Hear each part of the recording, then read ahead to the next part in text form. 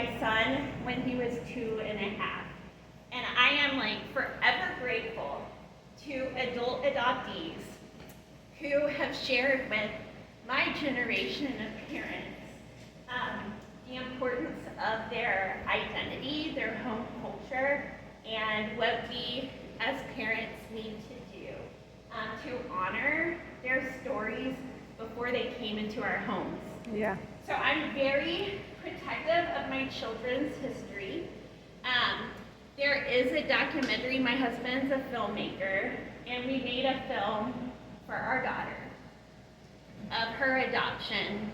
It's used in select graduate programs with social workers because we want to equip social workers with the healthy narrative around adoption and specifically the loss our children experience. And so, Erica, if you want to screen that and share that with them, I'm happy to do that. Yes, but we don't share it with others. So if you're going to watch it, it's for you all. It's not to share with your church or something like that. So today, I am a stay-at-home parent, and the reason why Erica asked me to come, my background is a researcher, but this was not my discipline. It just kind of morphed into some of my research. And when I became an adoptive mom, I knew that the bar was raised much higher. It just is. So if we invite you into our home as a caregiver, the bar is raised for you. And the reason why is because for some of our children, adults weren't reliable. For some of our children, adults wounded them. And we need you to be safe, we need you to be reliable, and we need you to be consistent. And sometimes our expectations are very high because we have had many social workers in our homes. We have had our bank statements scrutinized, our homes scrutinized. We've had reports written about our family for years. And when I became a mom, I was lucky. I was really lucky because our adoption agency required hundreds of hours of training, and that is not always the case. And it was trauma-informed training, right?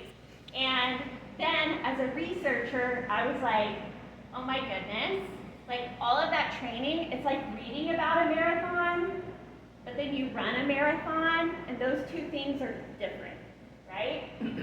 And so I went and I was like, I've got to learn from the best scholars in the world to learn how to parent in a way that isn't going to add additional harm. And we all harm others. Every single person in this room, right? And so tonight, what I'm going to talk about first, well, everything I talk about tonight will benefit all children in your care, adoptive or not. But all caregiving tactics will not benefit children from trauma. Yeah. Okay? So you can apply this to 100% of the kids in your care. But other things you learn, it would be wise not to just apply to kids from trauma backgrounds. Yeah. So, all right, so what is a secure attachment? All of us in this room have an attachment style that was formed based on our childhood and our upbringing. And based on our location in the country, most of us, and even our field, so those of us attracted to helping professions, do you think we tend to have a secure attachment style or insecure attachment style? Secure is like, when I have needs, people meet my needs. My parents met my needs. I know how to regulate. Do you think we have secure or insecure in helping professions? Insecure. Insecure. We typically have a need to be needed. And that is why we are attracted to helping professions. And this research is by TCU. Okay, same is true of foster and adoptive families. We tend to not be healthier. We tend to be, before invite children into our homes, we tend to have insecure attachment styles. Right? So, counselors, clinicians, same. Alright? And so the general population tends to be healthier than the helping professions and adoptive and foster families. Alright, so a secure attachment is an affectionate bond. It's between an infant, a child, a teenager, and like a caregiver. And it can change through your life. Like, I've had a tough year. I had to have surgery. I was on bed rest. What do you think that maybe did to my attachment to my kids? Could I be as responsive to their needs? No. So the good news is we can go in and we can repair that rupture. We all can, all right? But it can change. And it's a bond that tells a child, you are safe. And they might actually be safe, but do they feel safe? Right? And then that they matter and are precious to us. And then within that bond, the caregiver acts as an external regulator. My husband was like, poof, when he read what I was sharing tonight. Because this stuff is hard, right? Okay, so Circle of Security is a great resource for you to look at. It's like the best in attachment. And with that, the caregiver is a secure base, okay? And then a toddler says, I need you to support my exploration. So a simple attachment-based thing that you can do with all kids in your care, even a baby. Oh, you picked up the cup. You're exploring the cup. You are so inquisitive about the cup. Narrate their play, right? Then you watch over me. You delighted me. Just what I said about the cup. Doesn't that show some level of delight, right? Then you help me and you enjoy with me. And that's really important, that with me part. I need you to welcome my coming to you. All right? So when you're excited to see a kid, it's like, oh my goodness, I haven't seen you in so long. Even today when I picked up my daughter from theater camp, it is so good to see you. What did you learn today? What was your favorite part? What was the worst part, right? That delight in their presence. Instead of being on our phones. Are you ready? Let's go. Let's get in the car. All right? And so I think that the biggest potential harm to all children for attachment is our cell phone. Because we cannot be attuned to their needs when we have that. All right? Then protect me, comfort me, delight in me, organize my feelings. It seems like they're having a really hard time. Starting that when they're baby. You're crying. Oh, you're crying. You're so sad. And of course, we don't use that tone as they get older, but starting to name those, that's so important. All right, so then this is what we know about research. Co-regulation matters. Okay, so we have a parent seeing a little flame, all right? And then if the child feels safe for touch, not all kids want touch, all right? So here, come here, all right? Notice we're not sending them away to time out. A calm down corner, cool. That's not a time out substitute. But here, come here, all right? Let me hold you. Let me comfort you. You are really having a hard time. You're frustrated. Yes, I know. I'm right here. Even if they were disrespectful, hold on, let's calm down. Okay. Once they're operating in a part of their brain, when they're calm, then you can have a teaching moment. All right? Then over here, co-regulation when kids don't like touch. All right? You stay close. You're really mad. I'm going to be here right with you. Okay? Okay, breathe. Stay calm. Name the feeling behind the behavior. I see you're really angry. I'm here when you need me, all right? So co-regulation, we were wired by the Creator. It was a brilliant design. A baby, when they're a baby, did you know the distance that they can see is their parent's eyes and their caregiver's eyes?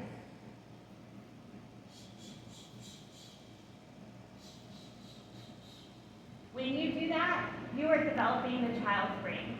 Their brain develops from the bottom up, from the inside out. 90% of brain development happens in the first year of life. Every cry that baby has, it does need to be attended to, right? That's what we know from research.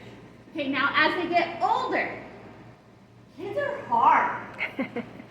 Kids with trauma, they up the ante, all right? And it's because, adults hurt them. It's not their fault. It's not their fault, right? So, but every kid loses their mind sometimes. They flip their lids, right? And every kid at times is frustrating, correct? Yes. It's hard. It's hard. There's no harder job than teaching a little human. It's true. All right. So how do we co-escalate? A lot of caregiving practices actually escalate both the child and the caregiver versus co-regulate. So if we're wanting to escalate, we have a clenched jaw, right? Versus a relaxed face. Narrow eyes versus a soft face, wide open eyes. Tight fist. Pause and breathe. Standing over the child versus if my child is upset, getting right on my knees below their eyes. Where, like, literally, I'm humbling myself to that child, but I'm still the authority figure. You are having a really hard time right now. I am here with you. I'm going to be patient. Let's both take deep breaths together so I stay patient, right? Because when a child loses their mind, does it escalate your nervous system? Mm-hmm. Yes, absolutely, it does, all right? Okay, and so we don't lecture them. We use few words. When someone's losing their mind, they're flipping their lid, they're operating in their reptilian brain. They can't hear all the words you're saying, all right? And so we don't shame, we validate. We lower our volume instead of elevating our volume. We do shallow breathing versus deep breathing. And when we're co-regulating, we slow down. Okay, so it starts with you as the caregiver. It starts with me as the caregiver. So it's important that we're self-aware of our own emotions.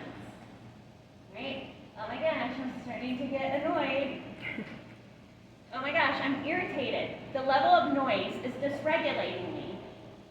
Oh my gosh, the baby is crying again. Oh my gosh, I feel helpless. I don't know what to do.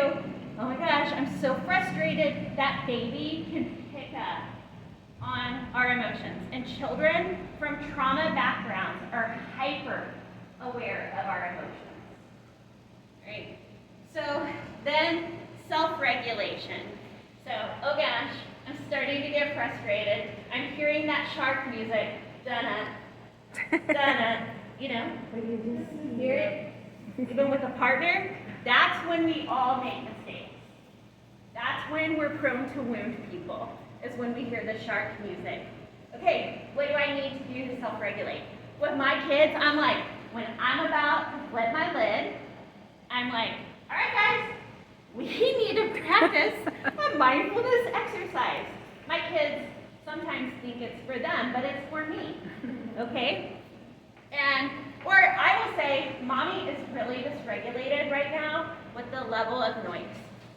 I have ADHD, super, right? I need to take a time out for myself and go outside and take some deep breaths, right? You all have a safe activity. My kids are 10 and 11. We can do that, right? If you have a safe activity, if you need me, come right to the back porch, okay? Triggers.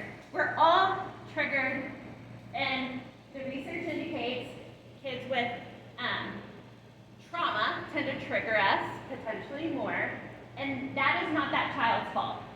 That is unresolved stuff from our childhood. And so it's our responsibility as the adult to do the work, not the child. All right, and then rupture. We will all rupture relationships. You will screw up with children, all right? The key part is repair. To say, I messed up, all right? So frustrated. My daughter got honey all over her pants in the car, and we were running late, and I have significant stress from my childhood of a family that was chronically late. Chronically late. All the time late. Majorly late. Like, got in trouble every day at school late. And it hit my history, which is my stuff. And Lydia was like, I am so sorry I disappointed you. And I said, you did not disappoint me. This frustration is at the situation, and it is not you. And my frustration is not your responsibility. My frustration is Mama's responsibility, and it has nothing to do with you. You are good. That honey, gracious, but you are good. And it is not your responsibility to ever manage someone else's emotions. That's mine, all right? And I'm sorry, and I definitely need to do more work about my childhood and being late. All right, interoception-based supports. This is a different type, like we think of taste and touch. This is a different type of sensory piece, where it's, do you feel what's happening in your body? This helps all kids, but it's especially important with kids from trauma backgrounds. So doing mindfulness activities. YouTube has so many for kids that are amazing. And then yoga. There are lots of like yoga stories for kids. All of these things teach people what is happening in their body. A lot of adults don't know how to do this stuff.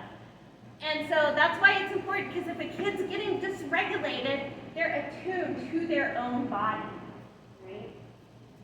Then breathing exercises. So when my kids were little, I would be like, okay, all right, we are gonna take a deep breath in and make your belly blow up like a balloon. All right, so, yeah, as big as it can. All right, then we blow it up. Deflate the balloon. All right, to a toddler, that's super fun, right? My daughter is 11, and this one still resonates with her. She's in that stage where I'm less interesting, right? And I'm like, okay, breathe in the soup, smell it, cool the soup. Breathe in the soup, cool the soup. And that is something, even when she gets ticked off, lifts her lid, it is a calming tactic. And then, how is your engine running? That's a good thing to do with any kid. Is it blue, which means sleepy? Is it green? Like, I'm good to go. I'm regulated. I'm awesome. Is it yellow? I'm getting to the danger zone. Is it red? I am like hyper and about to blow and I can't listen. All right, kids as young as 2.5 can really learn this. All right, adoption, the process, it varies. It's changed a lot in recent years, and so it varies if it's foster care. My husband had 19 therapeutic foster kids in his home as a child. His parents were foster parents. All right, and then we chose to do international adoption. There's domestic adoption, but the amount of training varies, and it should be a lot. It just should be, because it's important. But the process usually involves lots of social workers. If you have a gun in your home, they want to see that it's secure. They want to know how many guns. They look at your bank statements. They interview you. They know everything about my cousins, my aunts and uncles, generational trauma in our families, our parents' parenting styles, and our opinions of that. Like, you would never want our case, or our whatever it's called, dossier, that's what ours is called, our home study and dossier, to go to our families. Because it's like all the family stuff, and all of our families have stuff, right? That's why they do this. Yeah. Okay? And then you're usually placed with a child, and it just depends on what country, which place, if it's foster to adopt, the process. But we went to China, we stayed there 2 weeks, adopted our children there at different times, and then came home. They were U.S. citizens on arrival, so we've been through the immigration process. And then we readopted them again in the United States because there was like some, just with like politics and adoption matters. We're like, we're going to make it all safe and readopt our children in the United States so that they have a U.S. birth certificate of foreign birth. Okay, we just, and then the age of the child. The age of the child at adoption, it does matter. But there is a myth. There's a myth that infants don't have attachment trauma. And what we know from research is if the adoptive family's in the room and they cut the umbilical cord, that child feels the separation from their biological mother. It is traumatic. They have studied children who were placed with loving domestic adoptive parents, and those babies cried more in, the hospital. And there is trauma from that rupture. Okay, my children lived in orphanages, and so they had a constant rotation of nannies, and that loved them and did the best they possibly could, right? They had a hard job. And then my kids called them, all their nannies, mama. About like 5 mamas at the orphanage. And then they met me, white mama. My daughter says she remembers thinking, why do her teeth match her skin? And it was like a kidnapping. And I don't say that to minimize kidnappings. It was like a kidnapping. We took a therapist from Connect and Restore with us to China the second time. We're like, you do therapy for adoptive families, come. And she did, and she had to go to therapy after seeing it. She said, I always had this savior narrative in there, and oh my gosh, the loss I witnessed, it still gives me goosebumps and made me wrestle with my privilege in ways that were really uncomfortable, but that I had to lean into. So, all right, but infants, people adopted as infants can have attachment trauma, okay? It's harder to attach after 2. It's not impossible. Both of my children haven't earned secure attachment, according to therapists. But it comes with harder things, because in orphanages, there's trauma. You have 10-year-olds watching babies. You have a lack of food, and so that stuff contributes. So you might hear families say they cocoon. So adoptive families, when a woman gives birth to a baby, what do the first 2 months look like for a mom when she grows her family in traditional ways? She's at home. She's at home. Yeah. Yeah. And where's the baby? Right next to her. Right next to her. And often even sleeping in a safe place next to her, right? Mm-hmm. And she's meeting that baby's needs around the clock, right? Mm-hmm. For adoptive families, especially when I became a parent, employers didn't have adoptive leave. So you're paying for adoption, which tends to be very expensive, and then you don't have leave. Mm-hmm. So all of that's unpaid. You lose your health insurance. I carried my health insurance. I had to pay COBRA. It was very difficult, right? But it was important, and I ended up leaving my job for a year, which was hard. Financially, we were like beans and rice, and it was very hard. But that attachment piece was important. So you cocoon. You make your world very small. Because if you've had 5 nannies who are known as mama in the orphanage, and then this new mama, and you've lost your whole language, your culture. I mean, imagine going to Walmart. Yeah. Yeah. We made our world really small to facilitate an attachment.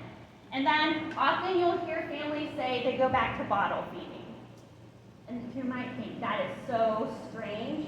With an older child, they'll do it with a sucker. Hey, come get in the rocking chair, and I'm gonna rock you, and here's a sucker. And that sucking piece is calming, but all of that facilitates attachment.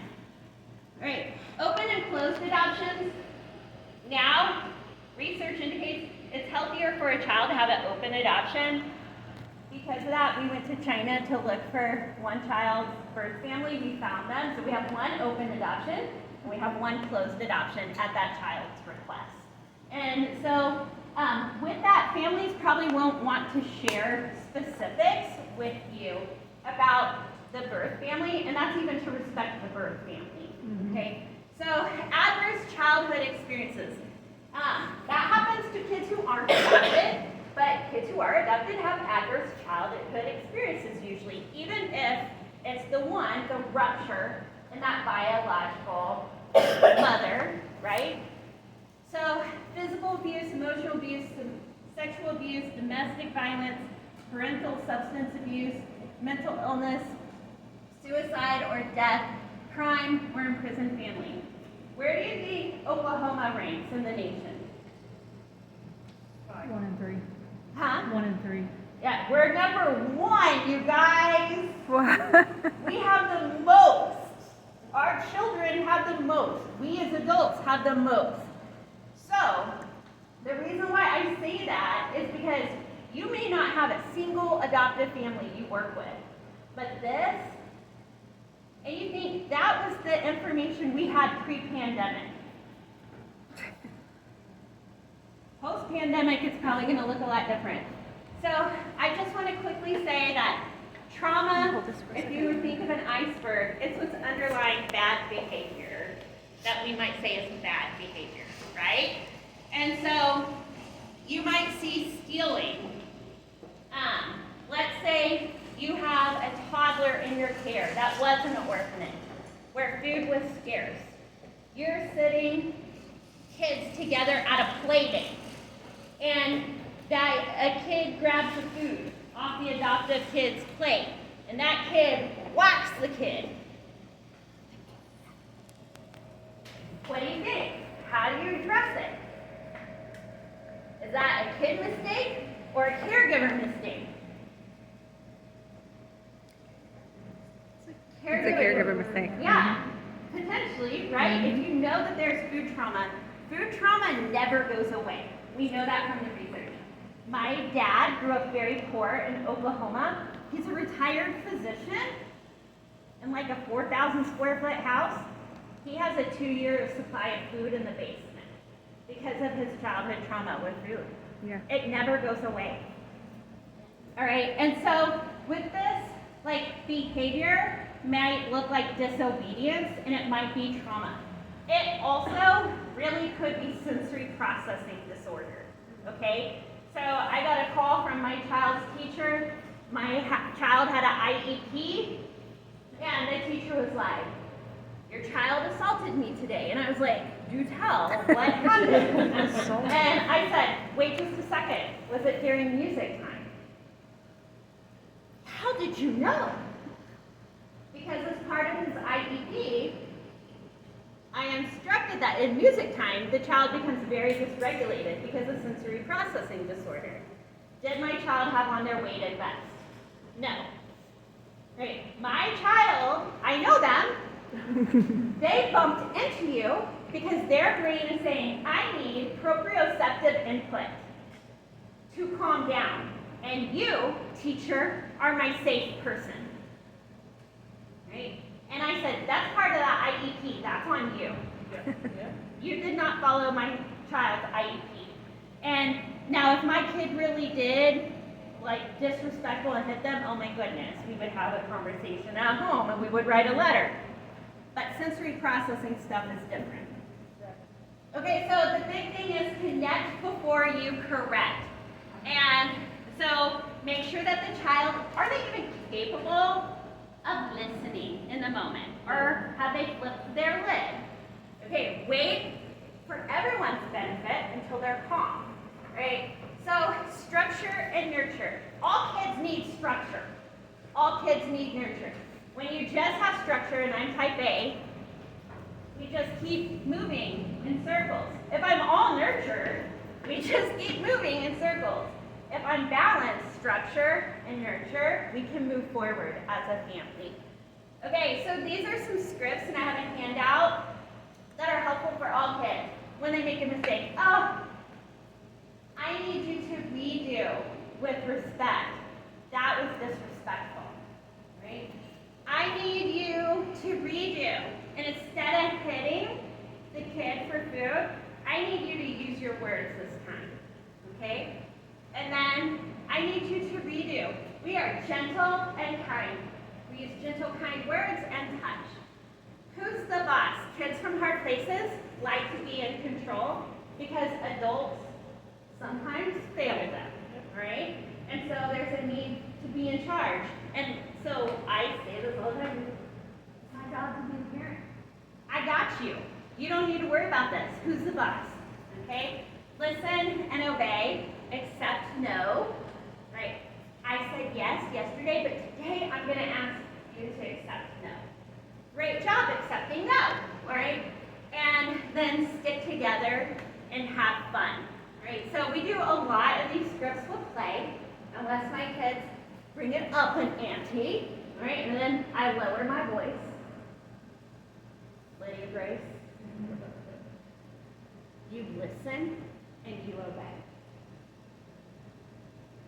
Did I yell? Mm-hmm. Did I communicate I was serious? Yes. Then not Lydia Grace. I said, listen and obey. You listened to me the first time. Redo right now. She does it the right way.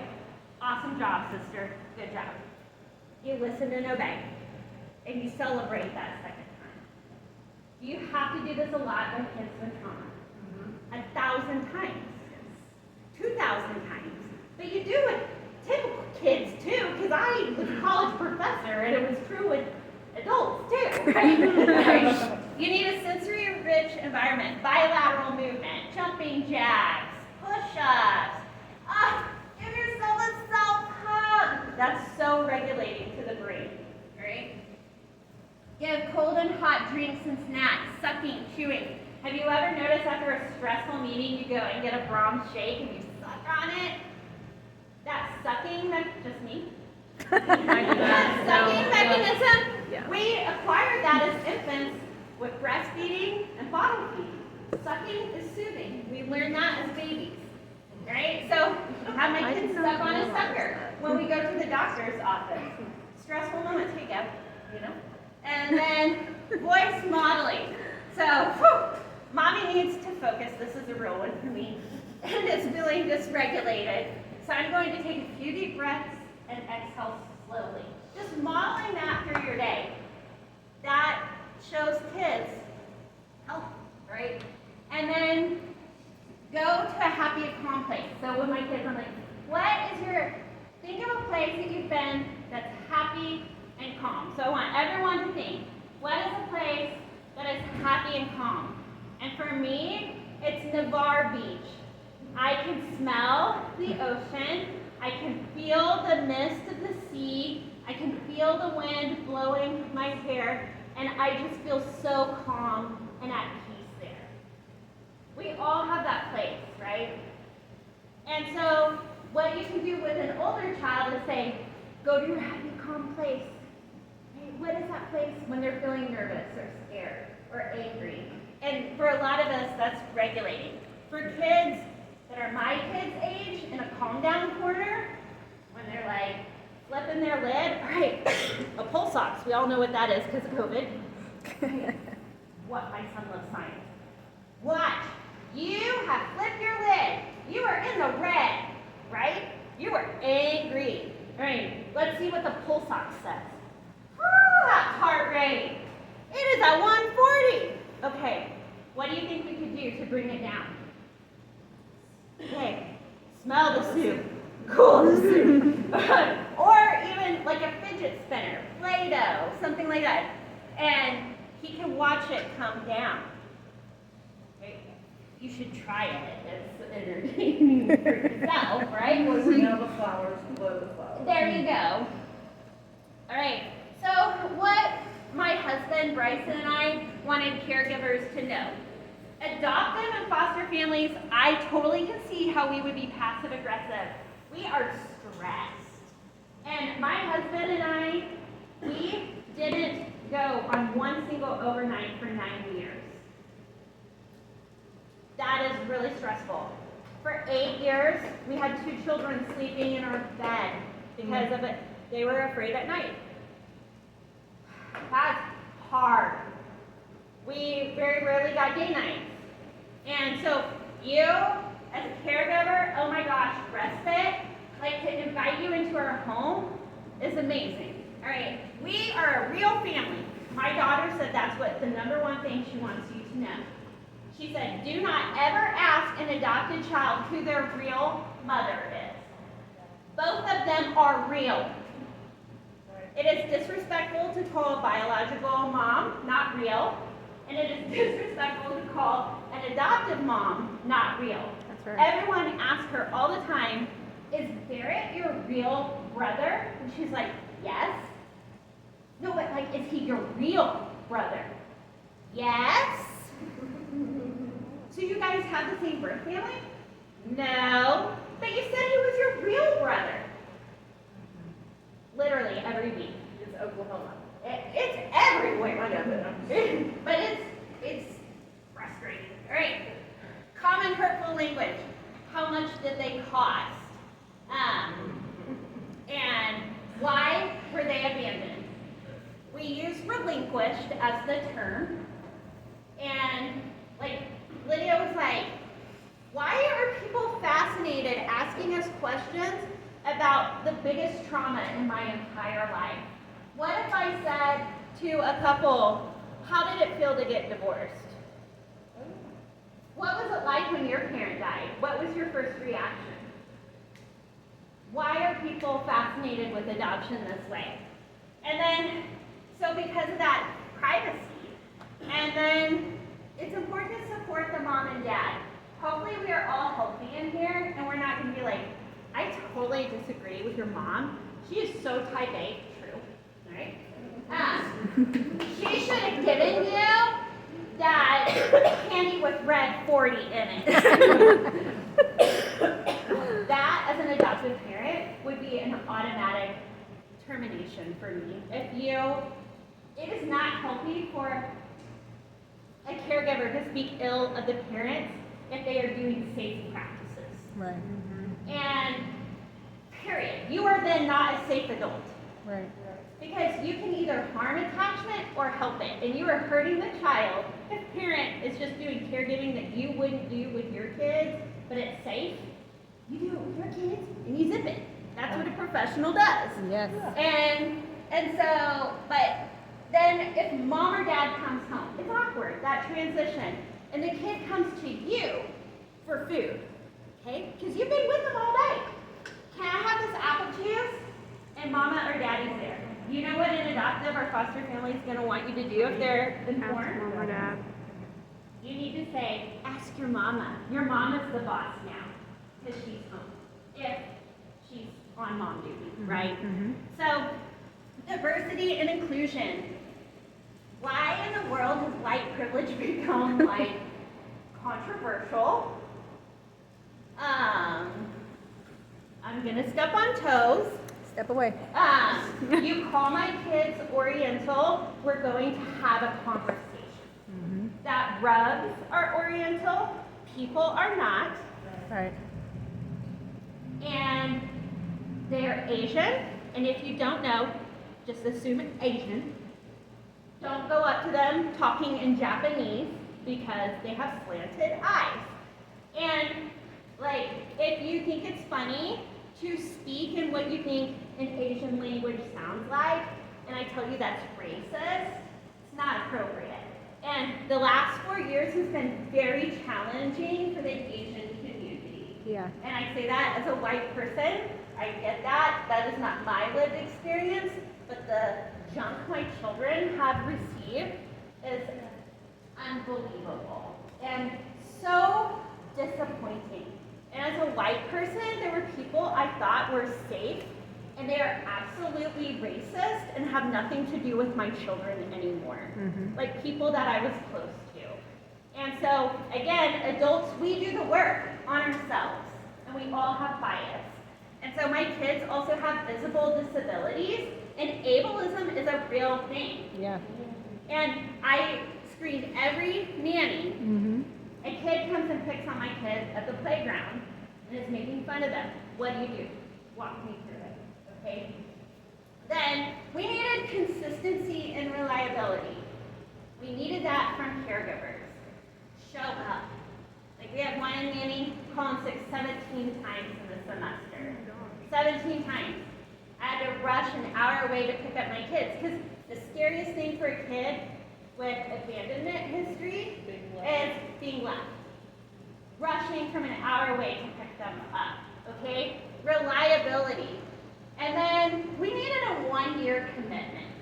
So if you have a constant rotation of adults in your life that you form some attachment to, and you stay 4 months, you are harming that child. Right. And so we asked every family, will you make a 1-year commitment? And as a professor, I always told my students, if you're jumping from employer to employer in less than a year, that's a huge red flag, period, no matter what. So you need to make a commitment. And I get some of people are looking for short-term placements. We were not. That you're safe, actually safe, and can provide felt safety. That you're going to make wise decisions. So like, it is against the law to leave a child in a car. We saw in Alabama what happened. Dad yesterday went into his friend's house real quick. A person stole the car and kidnapped the child, the baby. The baby was thankfully found alive today. But a kid with attachment trauma and history, you don't leave them alone, and there tends to be low impulse control, all right? So leaving them in a car is not a great idea, okay? Then, caregivers attunement. We had very strict rules on no phones unless there's a family emergency. If there's an emergency, absolutely. But most people are wanting to get paid to watch TikTok, and for attachment, we need people to play with our child. That's how you heal attachment trauma, is playing with the child. And then safe touch. And so the first 2 years a child is placed, it might be like, give me a fist bump. Right? Instead of a hug. High five. And if they're uncomfortable with a high five, air high five. Woo! You know. And so, like, and we all hopefully know now when it's like, I don't want to hug. Oh, you don't want to hug me? No. Okay. And that goes to our kids don't meet your needs. Yes. So we had a caregiver. My child was sick, which is going to happen. And my husband and I wanted that date night so bad. And I was like, my child is sick. And who do you want when you're sick? Your mom. Mama, right? Even as an adult, when you get really sick, you want your mama. And my daughter wanted mama. And so I was like, caregiver, we're going to pay you for tonight. You get the night free. Don't, because this is our thing. We gave you last minute notice. And the caregiver got very angry with us. I planned a great craft to do with your child. And now I don't get to do it. And I was like, whoa, whoa, whoa, whoa, whoa. Like, you're getting a night off. Like, this is, and paid. Like, no. Lydia is sick and needs her mama. And there are lots of adults that put their own needs before children. And we all need to not do that. All right? And because, like, adults meet our needs, not children. All right? And then the biggest thing is to play with kids, not to supervise the play. Okay? All right. So that is pretty much all I have. Any questions? Woo! I'm here for it.